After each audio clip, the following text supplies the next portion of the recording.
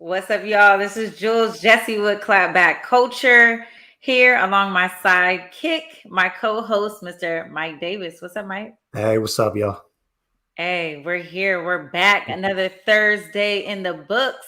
What's up, Renee? Welcome back. What's up, everybody? We are so glad to just be back every week. It's been a long week, Mike. I feel like we say that every week. But when I get to Thursday, I just know what it is. Lord be with us. Yeah, I don't know if you have any highlights of your week that you want to share before we move out or move forward. No? I mean, this week has been a long one, to be honest. I'm happy to be here with our peoples. I see the comments is already jumping. Already flowing. Man, I'm happy that we're approaching Friday. Period. All right. Well, some good news. Let's start out with this. The United States has issued its first passport with an X gender designation, marking a milestone in recognition of the rights of people who do not identify as male or female. And it's expected that they'll be able to offer that option more broadly next year. The State Department did not identify the passport recipient, but the recipient did come out. Their name is Dana Zim. The last name is spelled so different, Zzyym. Zim is 63. They do not identify as male or female. And yeah, this is such a big win. I think there's an opportunity for everyone. The passport recipient mentioned in an interview that they were born intersex, and so they don't identify either or, and that now they're able to travel outside of the country without feeling like they're not their true self.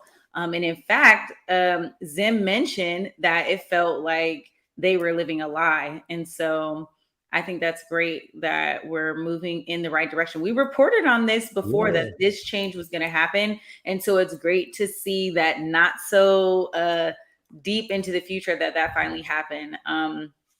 Yeah, super cool. Super cool. I seen in the story too that like everything is done, but the systems won't be updated until 2022. So once those updates actually happen, it'll be available for everyone. So they're well on their way. We did report on this, so it's great that we got to follow up with some good news. Yes, absolutely. Zim is also 63 years old, so a long time waiting for documents like that. Like I can't imagine not having my gender marker feel that it meets my true self. And I think, when a person obtains those identity documents and they reflect their true identity, that's really a win. And, you kind of walk with more dignity.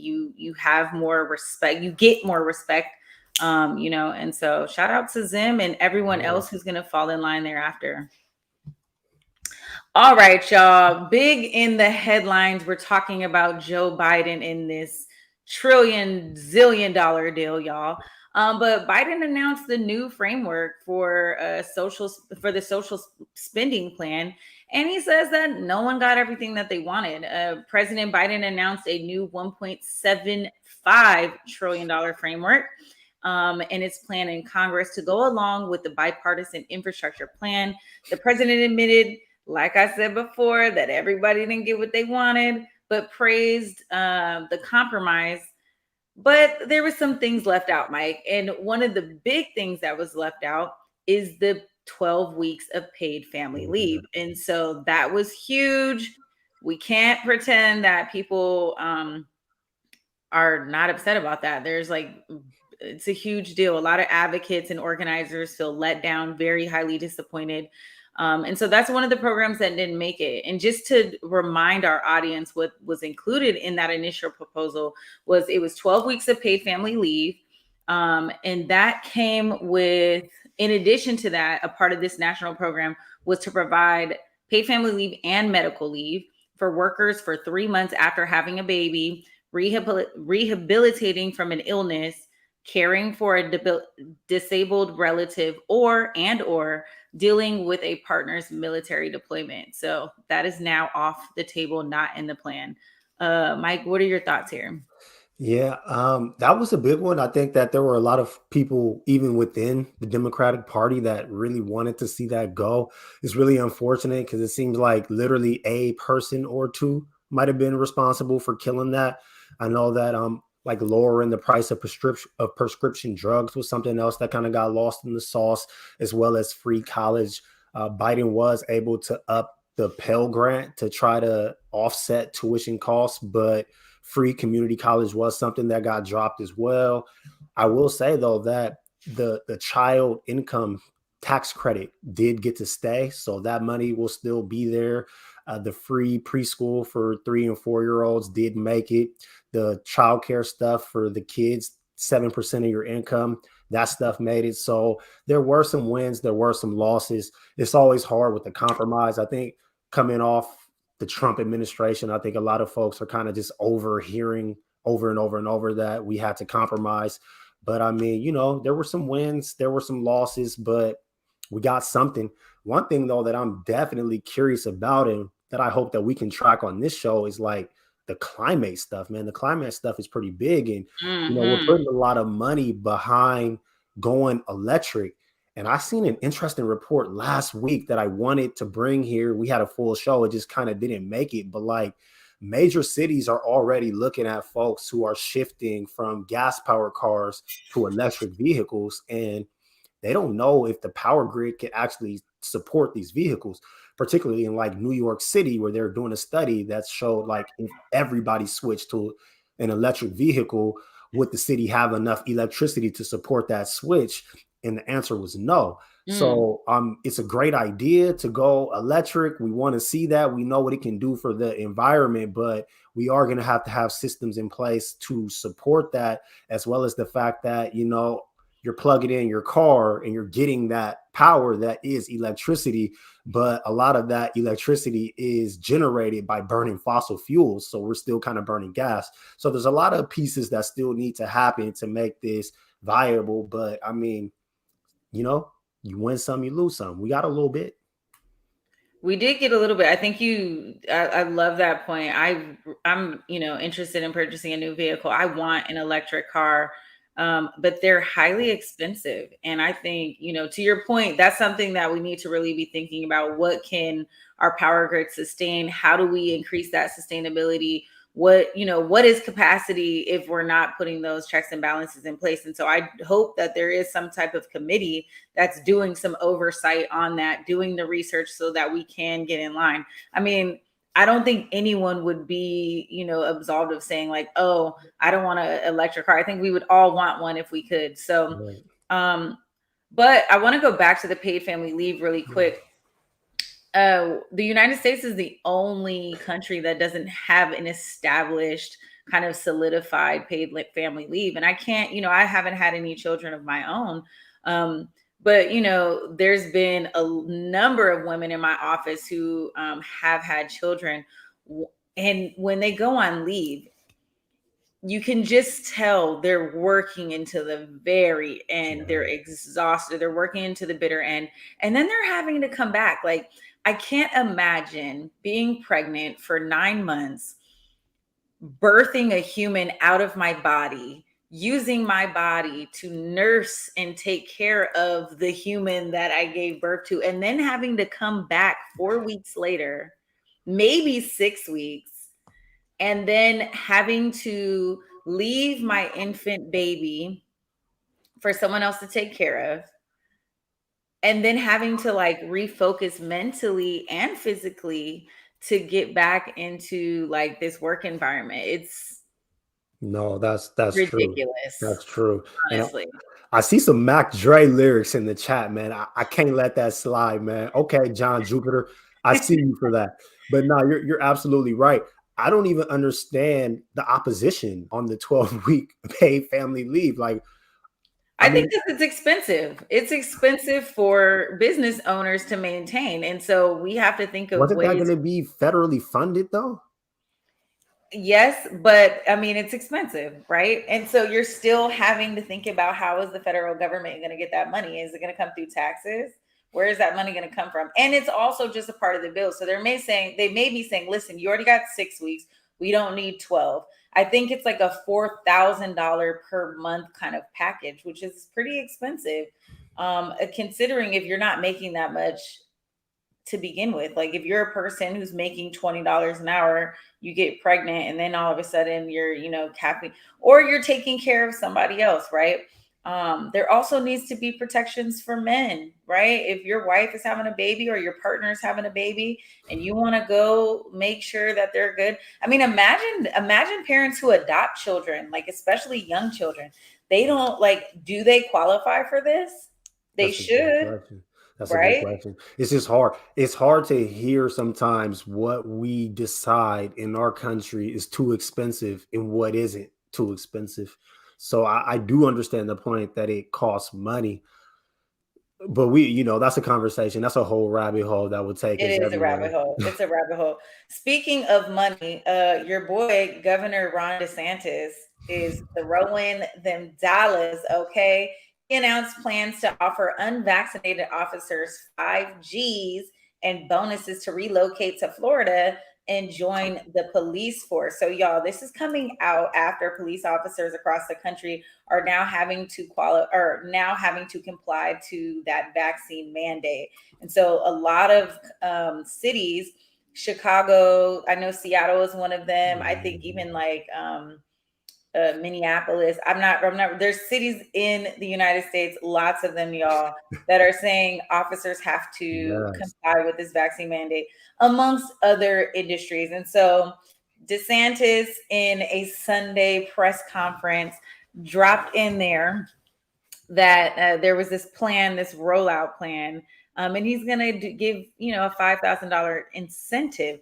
But on the contrary, after the reports came out, he backtracked and said, in a comment on Monday, that his plan to offer $5,000 bonuses to law enforcement officers who relocate to Florida for jobs has nothing to do with COVID-19 vaccine mandates rolling into big city police departments, but that it will be available to anyone who comes. And if people are saying it's a vaccine issue, it's not.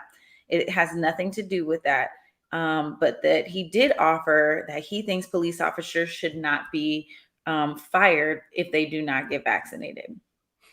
Yeah. Well, I mean, they also said that new officers coming to Florida will not be asked about vaccination status as a condition of hiring.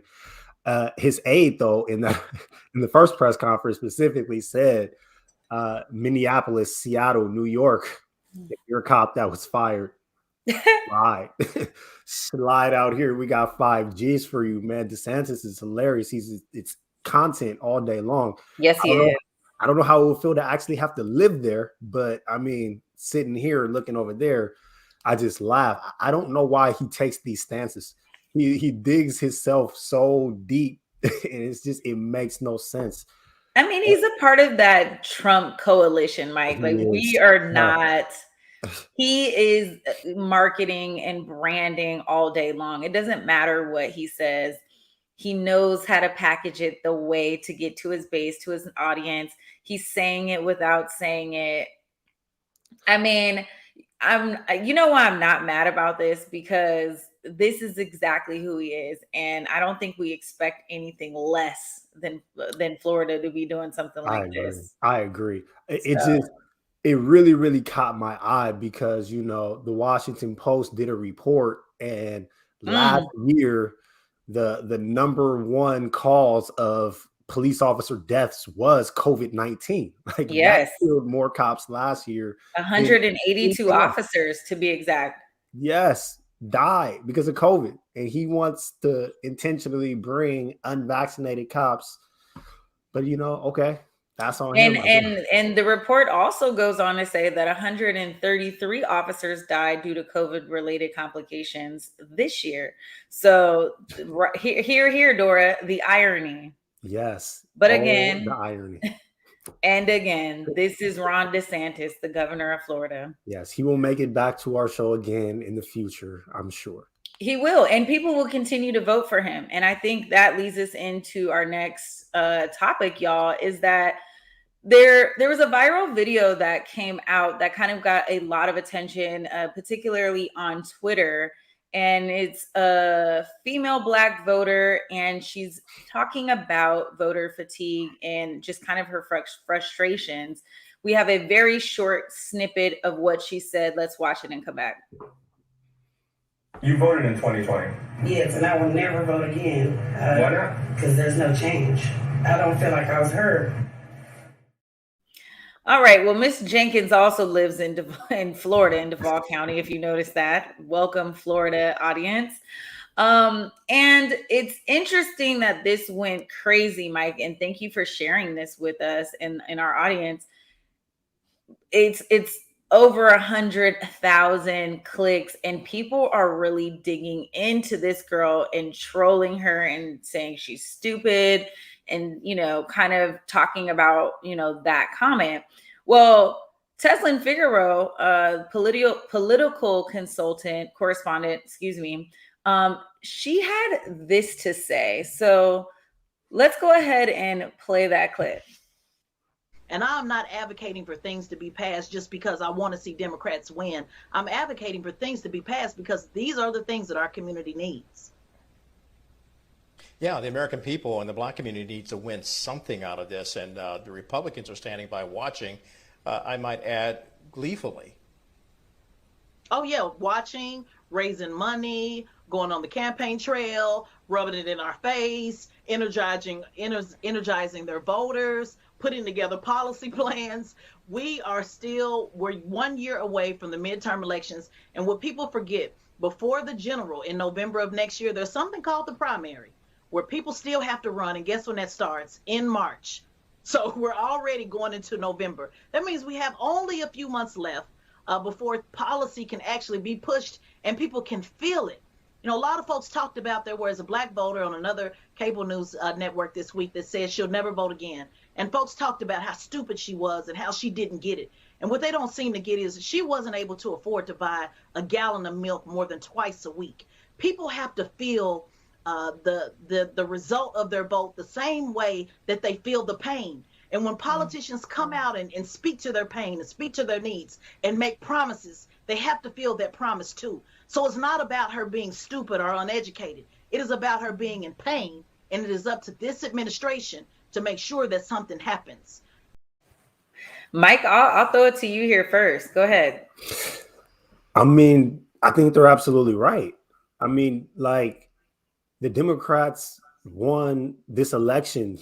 Biden became president on the backs of Black voters. I don't think that there's any dispute. We know those Black women down south that went and campaigned hard for those votes.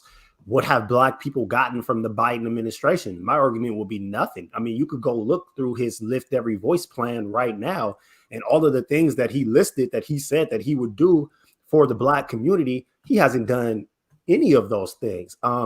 I know Q1 of this year, Black home ownership was down. They haven't released the next numbers yet, but I wouldn't be surprised if it was still down. The wealth gap between blacks and whites has actually widened. He didn't give us police reform. He promised George Floyd's family that there would be legislation before the 1 year mark of George Floyd's death. He didn't deliver on that. The George Floyd Justice and Policing Act died.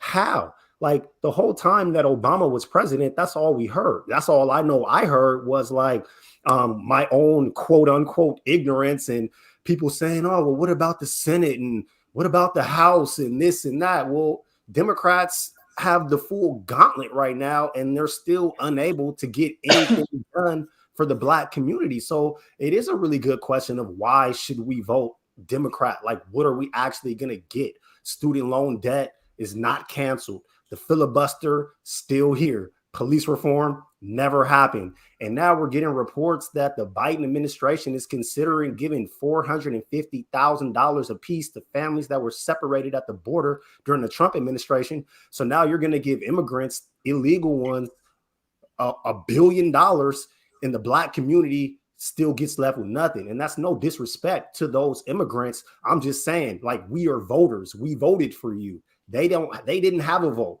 We have a vote. So what about us? I think that that's a fair question. And, you know, I've never voted Democrat, to be honest, and I don't really plan on it. I mean, why would we? One thing that I really loved about the Trump administration was it showed me that there was a side of government where things could just be escalated. And, you know, we sit here and we're like, okay, here we are. It's been 10 months, right? It's almost been 10 months and what has been done? And there's a lot of layers to this, and government is very complicated. And it shouldn't be, right? It shouldn't be so complicated. And I think someone in the comments touched on this point, and that, you know, politicians, a lot of them, not all of them, right? Because I work for a politician who is in these streets, okay? And, you know, I'm a big proponent on local government, you guys. We need to, the answer is not to not vote. You know, if you don't have a seat at the table, you are absolutely on the menu. And so even though you're frustrated and even though, you know, you are struggling, the last thing you want to do is quit.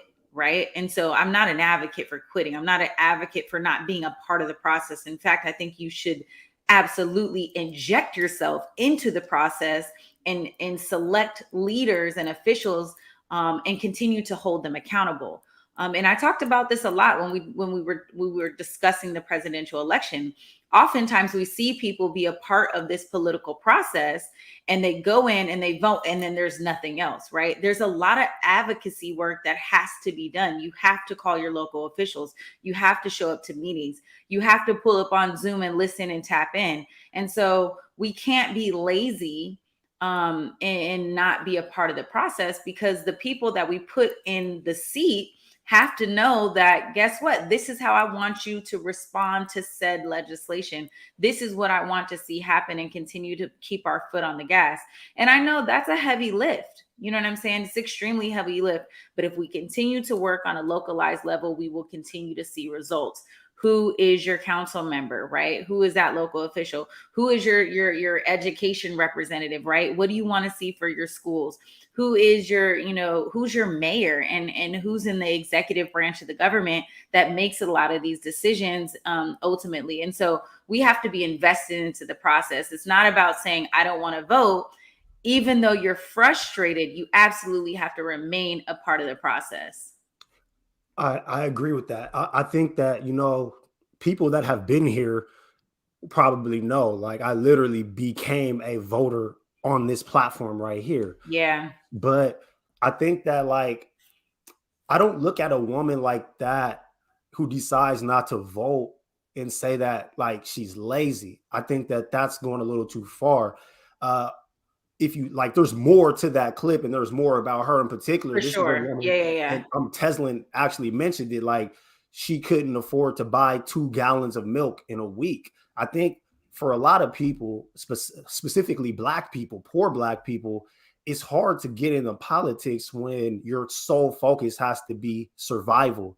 day after Absolutely. day survival. But I think that, when the pandemic slowed the whole world to a stop, so many people were in their homes. So many people were activated politically who wouldn't have been otherwise. And that goes to even like the summer of protests in the wake of George Floyd, when you had people marching who had never, ever marched before. Mm-hmm. I think It was the perfect storm. Exactly. And more people voted in that election than any election in American history. So you have people who had never been a part of the process who stepped into the process, and now they're feeling like, what am I doing in the process? I think for me, the answer is local. And I think voting locally is going to be more important, especially, in Seattle, man. Seattle's on fire right now. We see what's happening in Seattle. We see how polarized our election is. And we're looking at all Democrats except for like one candidate. So, I definitely agree on the local level, we have to do something, but it's hard for me to back off of my stance of the Democrats take our votes and then they do nothing with it. If they want our vote, at some point, they're going to have to do something to earn it. And as of right now, I don't feel like Biden has done much to earn another vote. And I think the midterms next year are going to be huge. And the Democrats could potentially lose the hold that they have right now. I feel, I don't even feel like it's divided by party. I think if you're a conservative or, a progressive, a liberal, I don't care where you stand on the aisle. I think it's important that when you have an elected official that they do exactly what their constituency is looking for, right? And you brought up such a great point, and I was in a great conversation today with a healthcare provider, and she talked about health as it relates to the whole person, right? The health of a whole person. And I really love the theme of that, because we're not just talking about like physical health. We're talking about physical health, mental health, spiritual health. How can if I have to make a decision on whether or not I feed my kids versus purchasing my medication, I'm going to feed my kids.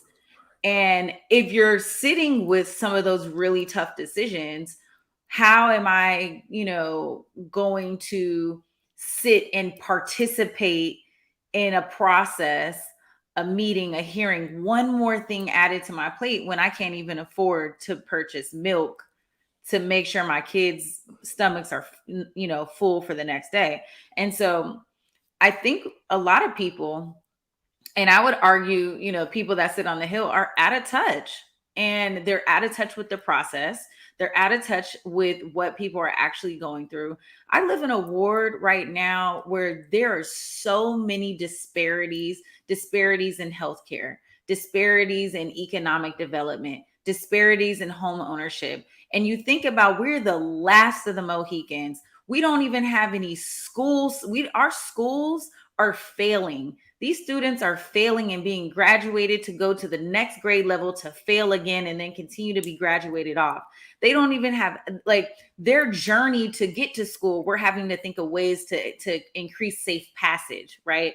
And so there's so many things that design the health of a person, that it's so much more than just a vote. It's so much more than what government can do. And I think we really need to go back to the days where we were good neighbors, where we were, good partners, where we were stronger communities.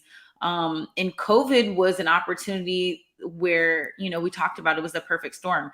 People were less stressed about having to go to work. They weren't thinking about, how am I going to pay this rent? It was almost like everything shut down so that people could rebuild in other ways and heal in other ways. They talk about, when you fast, you're giving your body an opportunity to rest, right? You're allowing everything internally in your body to do exactly what the system is meant to do. And so I think we need to offer more wraparound services, because we shouldn't be having to make those kind of considerations.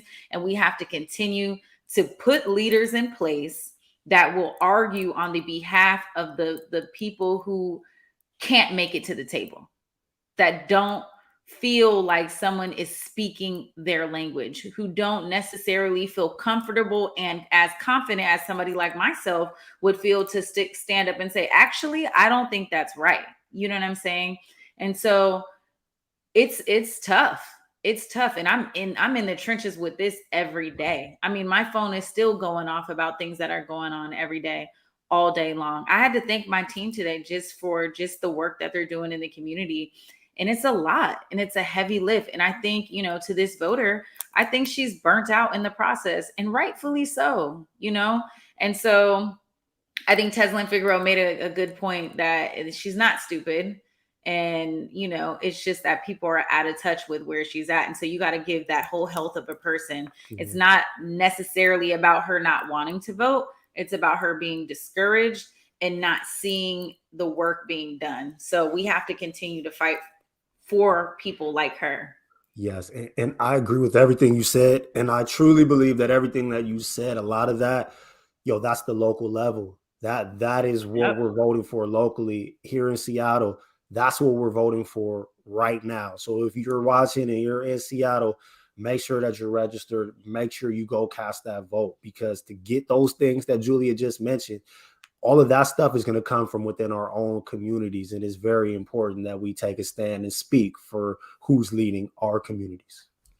All right, let's take a quick break. And when we come back, we got something else we want to talk about, something close to my heart I want to share with y'all. We'll be back.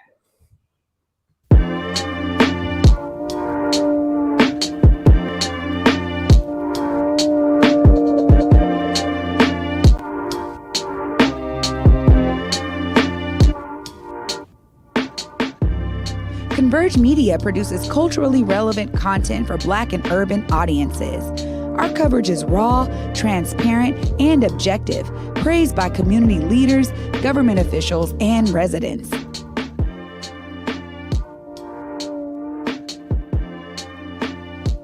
Support Converge Media today via Venmo, Cash App, or PayPal at Converge Media.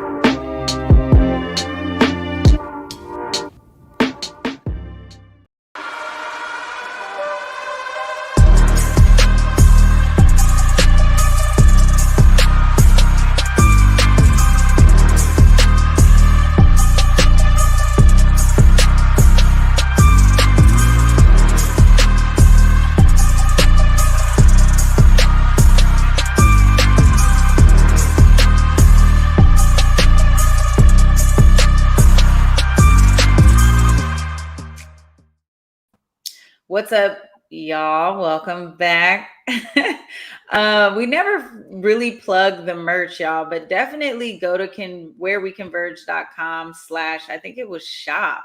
And pick up some merch. I see you guys was liking the hoodie. This is not Converge, but this is at Talia Addy. You guys know I'm always plug my girl Georgia Johnson. Shameless plug there. Mike. So I have been sitting with something that is really close to my community, close to my heart, close to my village. And I have sadly had to be deeply intimate with the process of, conveying to some loved ones that someone was fatally murdered, I would argue, in the hands of police. And so we have a clip. And we're going to come back and talk about it, but this is somebody that you guys know my husband, Rodney. This is his mentee growing up. He raised this boy, kind of coming up here in Washington, D.C., and he was killed by the police 2 weeks ago. And so I had the privilege, I guess, to kind of help facilitate with the family to try to get some things done. And, we're a tight knit community here. And when I talk about being in this work, we're really in this work. And sometimes it hits home right at your front door and you have to pass on news to people like this. And so we'll run the news clip and we'll come back and talk about it. DC police have released the body camera footage showing the fatal shooting of DeAndre Johnson. Tonight, his family and friends held a vigil in his honor and are demanding answers. Justice for DeAndre Johnson! Newly released body camera footage shows what happened the day DeAndre Johnson died. You can see officers enter the apartment to serve a temporary protection order, then decide to arrest Johnson. That's when body camera footage shows the struggle beginning. Shortly after this moment, the body camera footage stops. Police say it was deactivated in the struggle. During the struggle, police say Johnson is shot twice by one of the officers after they say he attempted to grab one of their guns. Very, very, very, very sad situation, and one that just keeps happening, Mike. And it's really, really, really, really painful when it's someone in your village. The body camera footage was released, and there is a huge portion of the body camera footage that's missing. And so, as you can see in the clip, it was alleged that during the struggle, a struggle broke out when the officer tried to put handcuffs on Johnson, and he resisted, again allegedly. Police MPD DC Police Chief Conti claims that the struggle caused one of the officers' body-worn camera to turn off and back on again. He did not say how long the camera was off. I was scrolling on Instagram and I just so happened to catch the video, and it wasn't until after the fatal shooting that I said, oh my God, this is DeAndre, right? And so I don't know. I never really thought about, when we watched the George Floyd incident, how that felt to watch somebody or someone else that like actually be killed on camera. And it's crazy that you call the police and you think that they're going to come to like de-escalate a situation, and they're not. Like, how is it, Mike, that in a struggle, in a situation that you're coming in and you're coming in hot, that you're not trying to de-escalate? Like, where is the training for de-escalation? And then there's no like thought on how we're going to release this information to the family. And you get phone calls that nobody's coming to resuscitate your child, right? And you're in these group text messages. Like, how can I tell somebody that their child is dead? Right? So these are the calls that we're getting in the community, you guys, and it's messed up. It's extremely messed up. And this family doesn't have answers. And so I work for such a great council member who is also my good friend. And shout out to Trey, because when we talk about politicians, he's not a politician. He's just a great person. And there was a letter that he wrote out to Chief Conti, and I'll share it with you guys. And it goes, our community is angry and disheartened by the death of our fellow Ward 8 resident DeAndre Johnson at the hands of the Metropolitan Police officers. Police shootings of residents, especially of African Americans, has obviously been a major topic, not just in our city, but across the country in the last 18 months since the death of George Floyd in Minneapolis. As Ward 8 has the largest population of African Americans of any ward in this city, our community is even more keen and sensitive to this issue.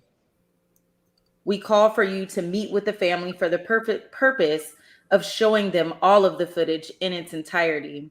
In addition, we also call for an investigation on the death of DeAndre Johnson, and we need this investigation to be a key priority for MPD. We as a community will not allow for the answers to the questions we have on this issue to be slow or lack transparency. We need direct accountability and a thorough, transparent investigation to analyze what exactly happened with Mr. Johnson and the officers involved with his death. We hope that you recognize the urgency of these matters and request that you immediately take action. We need answers, and we need them now.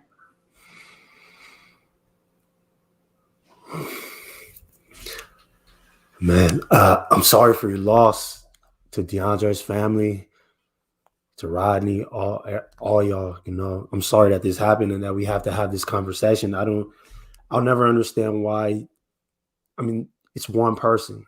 If you can't, man, I mean, there's more than one cop in that video, that in the clip that we just seen. So their inability to arrest one unarmed person is beyond me.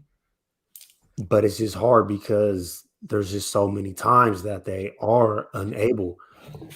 I also don't understand how body cameras ending up off doesn't lead to repercussion. Somebody should have to answer for that. Like, and there was more than one cop. So does this mean that all the body cameras went off? Like, I would like an answer for that too. And it's so often that police say that a suspect reaches for their gun, and we find out that that didn't happen.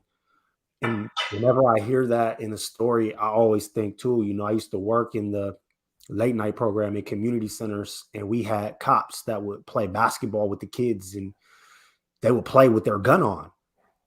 We would ask, like, yo, like, how are you out here playing basketball with your gun on your waist? And they would do it because cops' guns, when they're in the holster, can't come out. Like, if you reach for a cop's gun and try to put it, doesn't come out. There's a mechanism that stops it from coming out.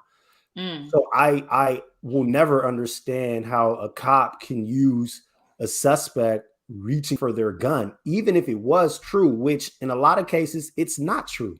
But even if they did, knowing that a person can't just pull it out of the holster anyway, why would that even be grounds for taking someone's life? Why would that be allowed to be an excuse for taking a life? Because that person can't get it out of your holster, you still could arrest that person. So when I hear that that's what the police is saying, and then we hear that no cop body camera caught the actual shooting, it just feels like foul play. And if you watch that whole clip, the police were trying to not release the name of the cop, and they don't even want to participate. It's just, it's sickening. I don't know. It's hard. It's hard to keep talking about this and keep having these conversations. It is. And I feel like we keep at it. But that's why I said, you know, I understand where that voter is saying she's frustrated, because when we get to situations like this, we're either going to continue to be in the fight or we're not. Y'all are coming through in the comments. Darnell says there needs to be a de-escalation law at the federal level. This is what I'm talking about, you guys. We should be able to call police and there be some type of de-escalation tactics. And I think Janae also says, yep, rest in peace, DeAndre. Janae says, and why is a gun always the first choice in de-escalating a situation? In fact, when I had that conversation today and we talked about the whole health of a person, if you're coming in to serve serve an order, right? You already know tension is going to be high, right? You already know, you can see on the video that there's a lot going on and it's a loaded situation. We have to think about ways to de-escalate that situation, because if we're a regular person and we don't have a gun, and we don't have handcuffs, how are we going to talk that person off the ledge, right? How do we establish respect and authority in a way that brings somebody back down so that that level isn't so high? If a person is on 1,000, you're not going to meet them if you come in at 1,000. In fact, it means like, let's try to get them separated, right? Let's figure out how we can calm the situation down. There's so many ways to de-escalate, and we really need to push legislation that really speaks to police reform in this matter. We need to implement more training for police officers. We need to get police officers who are from the neighborhoods and the communities that they serve so that they can understand what people are dealing with. Because guess what? If I'm a person that lives and lives in a community and I can't buy no milk, I'm already at 1,000, right? If I can't buy milk to feed my kids and somebody took my money, you're not going to be able to talk me off that ledge. I don't care. I'm ready to go to jail because I'm ready to kill this person. And so we have to think about, how did this person in this situation get all the way to 1,000? There's so much context to that we have to be smarter as authority figures, as police officers, as community members, as neighbors, as friends, as brothers, as sisters. We got to be smarter in how we approach situations and de-escalate. We can't go in hot. I mean, that to me is just so extremely simple. And to think that the narrative is now being played out that DeAndre was reaching for his gun. But to your point, Mike, even you saw in the little bit of video that you saw, it was more than one officer. So where the hell is the tapes at? Absolutely. Everybody's body camera went off. Where is it reaching for the tape? Even the tapes that went out, because we didn't show you guys the actual shooting on here, obviously. But what I'm saying is there's about 15 to 20 seconds of footage missing, gone, not to be seen. You can't even hold your breath for 15 seconds. It's unacceptable. It's a long time. You know what I did today, Mike? I went on my phone and I set a timer for 15 seconds and I sat and I wanted to see how long it was. I wanted to see how long it felt. And it was way longer than I thought. You think 15 seconds isn't long? You're like, long. Okay, 15 seconds is a long time. We're going to get to the bottom of this. We're going to get to the bottom of this for the family. It's a lot going on. It's a loaded situation, as you know, but I felt the need to share this because sometimes we talk about this stuff and it hits the headlines, but I wanted to share it with you as our viewing audience because y'all know me. You come and you see me every single week. We build a relationship with each other. Just know that when you see a situation like this, we're not anti-police, but we're anti-bad police and we're anti these situations. Anti-murder. We're anti-murder. We can't look at Black men like they're volatile. We can't look at them like they're aggressive. We can't look at them and not look at the whole health of a person. And so we got to start humanizing our Black men. We got to start humanizing Black people in general, because this is one of those situations. Are you scared? If you're scared to be a police officer, you shouldn't be in that field because that's a scary job. It's a life or death situation sometimes. And so people just got to be ready to figure out a better way to do it, because DeAndre was murdered and we're going to get some answers to that. Can we take a break before we move on? Let's take a break and we'll be back.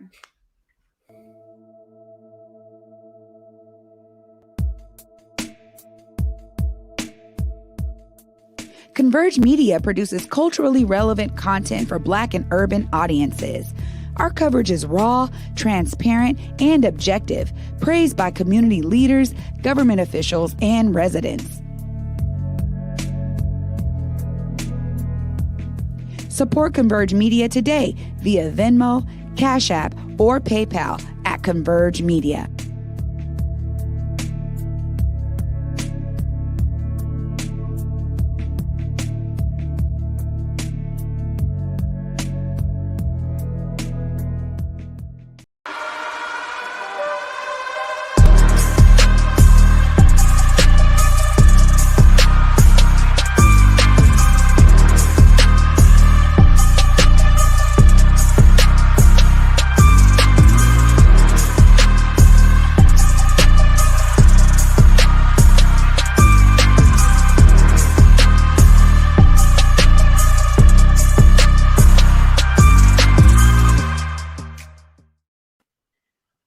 Y'all, heavy show for sure. I appreciate y'all sticking with us.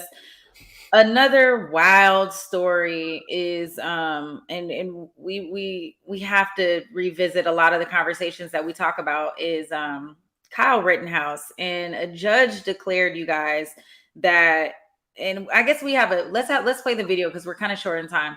This is what the judge said in the Kyle Rittenhouse case. And a major development in the case of Kyle Rittenhouse. He is the 17-year-old, accused of shooting 3 people in Kenosha, Wisconsin during a protest against police brutality. Prosecutors will not be allowed to use the term victim to describe the 3 men shot by Rittenhouse. A judge ruled that lawyers can, however, refer to the 3 men as rioters, looters, or arsonists, but only if Rittenhouse's lawyers have evidence to support those claims. Rittenhouse was involved in multiple confrontations with protesters and is accused of opening fire during 2 separate scuffles, killing 2 men and injuring a 3rd. Here to help us understand all of this is NBC News legal analyst Glenn Kirshner. Glenn, first I'd like to play this exchange between the judge and the prosecution. Take a listen to this. The word victim is a loaded word. And I think alleged victim is a cousin to it. I respectfully disagree, Your Honor. I think it's the exact same issue. The terms that I'm identifying here, such as rioters, looters, arsonists, are as loaded, if not more loaded, than the term victim, Your Honor. So, Glenn. Can I just say one thing? Because I have to, and I'm sorry. Mama Walden said something that I was also thinking that did not make sense to me when we were talking about DeAndre, which was if they were there to serve a protective order, why was he being arrested? Because that's not a warrant. It doesn't make any sense. Like, why was he handcuffed?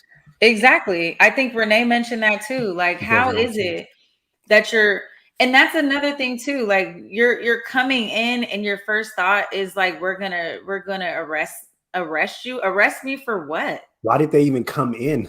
Couldn't they have served them? So they were called in to serve the protection order, okay, right? Because he was in an argument with the young lady who had the order of protection served. Okay. Now, without getting too deep into the details, what we do know is that sometimes in relationships there's some drama, right? And then there's some days where there's no drama. And I don't know exactly what the dispute was about, nor do I think it necessarily matters. Right. But I think that, temperaments were high, right? And then to come in and to serve this order of protection in the moment, in the heat of the moment, it's just like, everything is kind of stacked on. And so it just goes back to this whole idea of de-escalation. Like, how are we dying because an arrest? First of all, if someone is trying to arrest me and I feel like I'm not doing anything wrong, my first natural human instinct is to do what, Mike? Well, resist. Some people can have that instinct and resist and make it through the situation. It's just unfortunate that some of us can't. Oh yeah, that's true. There's some people who, like Kyle Rittenhouse, who, even have judges. I mean, and we're loading these courts.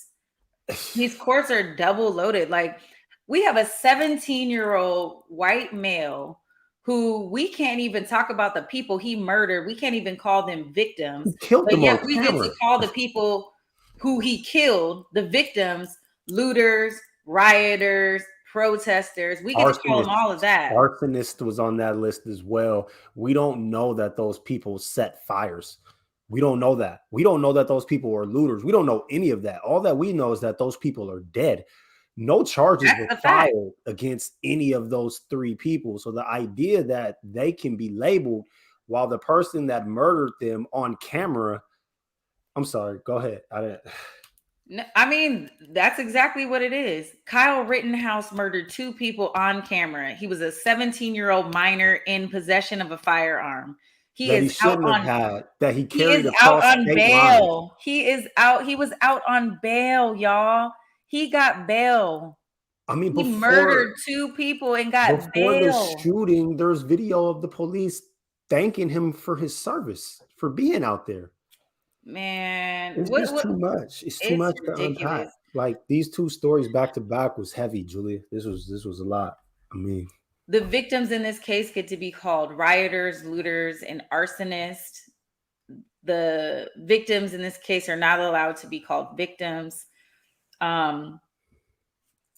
the legal system sometimes just baffles me too, because the jury selection for the Ahmaud Arbery, well, the killers of Ahmaud, is happening right now too, and like where he lives is a place that does have a lot of Black people, but somehow they moved his trial somewhere else where the population is extremely white.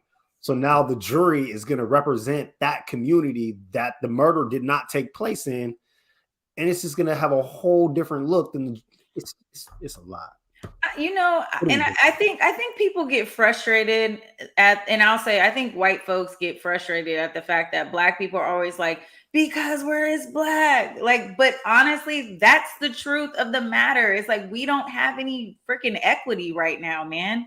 Like, we are so dehumanized in so many circumstances that it's frustrating. It's extremely frustrating to be a Black person in the United States of America, and every single thing that you deal with is objectified.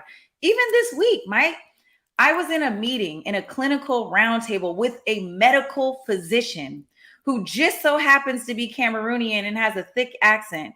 And the doctor was speaking to one of the lawyers who made these crazy allegations with no receipts. And when he called her out on it and got frustrated and walked out of the room, she deemed him and painted this picture like he was some aggressive Black man. And it wasn't until I came on the camera, pulled myself off mute, that I eloquently cussed her out professionally, that she finally was like, you know what? Thank you, Miss Jessie, for going ahead and clarifying that. But I'm looking at this like, lady, you don't even have the full context to what we're talking about. And you're a lawyer. You're a freaking lawyer. Like, we have to talk about the whole health of a person. It's how they do it. It's how they do it.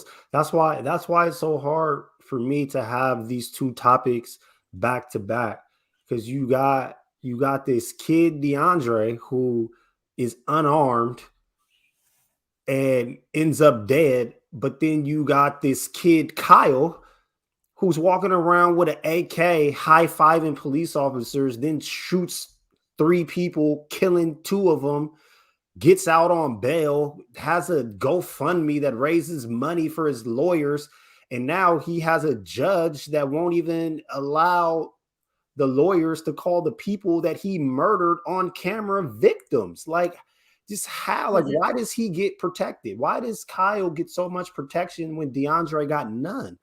It's just, it's frustrating. It's frustrating. And I mean, listen, y'all, I think we're frustrated. Thank you, Leon. And Leon saying we frustrated with you. Damn right. You know what? I'm gonna start calling you, Julia, because I'm gonna need you to come cuss some people out eloquently for me.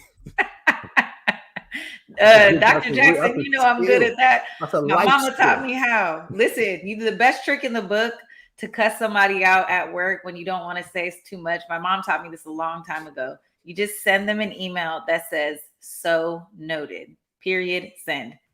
People hate that. Like when they and say all that, you just say "so noted" and move on. Man, that tears them up. That tears them up every time. Listen, y'all, we appreciate you joining Clapback Culture, participating in the process, participating in this dialogue. We know you guys are friends and allies, and so we're going to continue to lean on y'all for support, for feedback, for commentary. We're blessed, thankful, and grateful that you show up every week. And man, we're gonna end the show on that note. Mike, when you're not here, where can I find you? Let me respond to those comments one time though, because they're calling Kyle a Proud Boy. The judge also threw that out, ladies and gentlemen, just so you know. What? They said that they couldn't call him a Proud Boy just because he was seen multiple times hanging out with the leader of the Proud Boy in multiple places. That wasn't enough for them to link him to the Proud Boys, so they're not allowed to mention the Proud Boys in this trial either. But when I am not here, you can find me at the South Seattle Emerald. Anywhere you find the Emerald, you will find me. we are living in a crazy time, aren't we? Twilight All right. Well, look, y'all, send me show topics on Instagram or Twitter at Treasure of JULES. You know what it is. And that's our show tonight is Clapback Culture. See you next week. Peace. Peace.